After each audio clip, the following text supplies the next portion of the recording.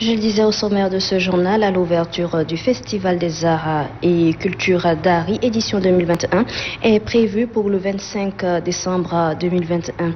À 48 heures de cette ouverture, les préparatifs vont bon train. Les organisateurs s'activent pour la réussite de cet événement culturel. Innocent Kilayo.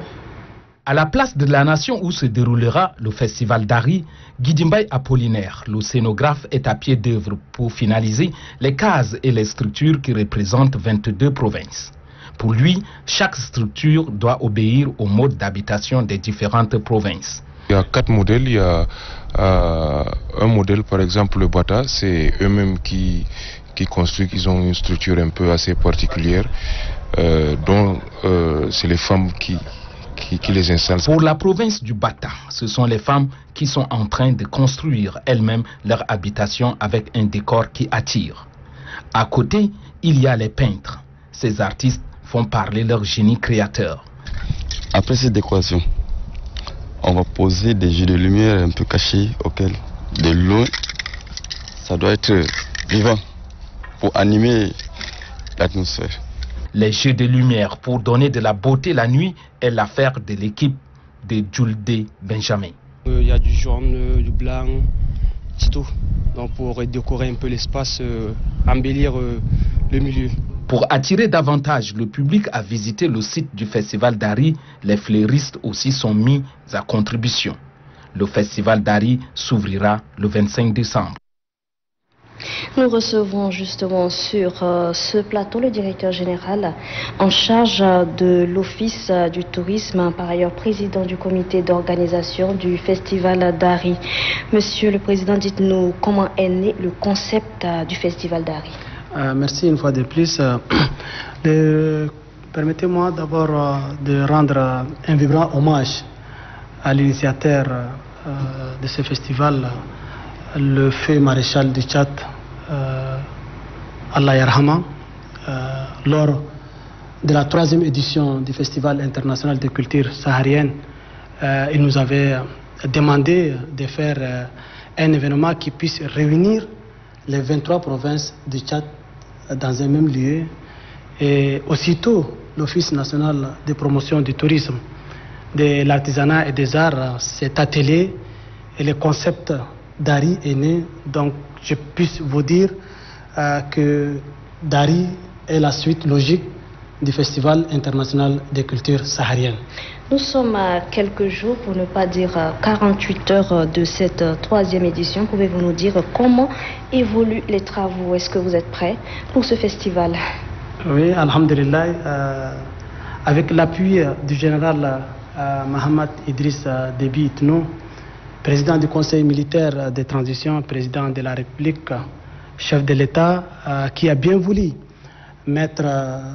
placer sous son haut patronage cet événement, je puisse vous rassurer que les travaux sont à plus de 90% réalisés, et nous pouvons vous rassurer aussi que toutes les dispositions ont été prises pour que les festivaliers puissent être accueillis, Inch'Allah. Le festival d'Ari est aujourd'hui à sa 3e édition, ce qui suppose que cet événement a déjà pris son envol. Quelles sont les innovations majeures pour cette édition? Sans la moindre hésitation, nous pouvons dire que le festival d'Ari a trouvé son équilibre. Surtout, il est aujourd'hui un événement viable et fédérateur. Le comité d'organisation s'est attelé et nous avons fait une programmation plus riche que les éditions précédentes, tout en rectifiant un certain nombre de tirs. C'est-à-dire que nous avons augmenté le nombre de portiques pour mieux gérer le flux et surtout respecter les mesures barrières. Parlant de mesures barrières, le Tchad, à l'instar de d'autres pays du monde, est impacté par la maladie à coronavirus. Quelles sont les mesures prises par le comité d'organisation pour faire face à ce fléau, justement durant ce festival? Oui, nous en sommes très conscients par rapport à cette pandémie. C'est pourquoi le comité d'organisation a pris toutes les dispositions pour faire respecter les mesures sanitaires. Mieux encore, nous travaillons en étroite collaboration avec le ministère de la Santé et nous envisageons aussi d'avoir des espaces dédiés pour la vaccination et surtout pour la sensibilisation de cette pandémie.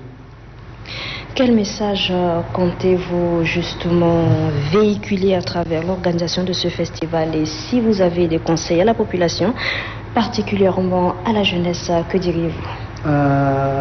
Oui, avant de lancer l'appel, je puisse d'abord remercier les plus hautes autorités de la transition qui font un travail remarquable en ce qui concerne la cohabitation et le vivre ensemble. Et nous réitérons aussi une fois de plus nos sincères remerciements au général Mohamed Idriss Déby Itno, président de la République, chef de l'État, pour son appui et surtout pour ses conseils combien importants pour la réalisation de cette activité.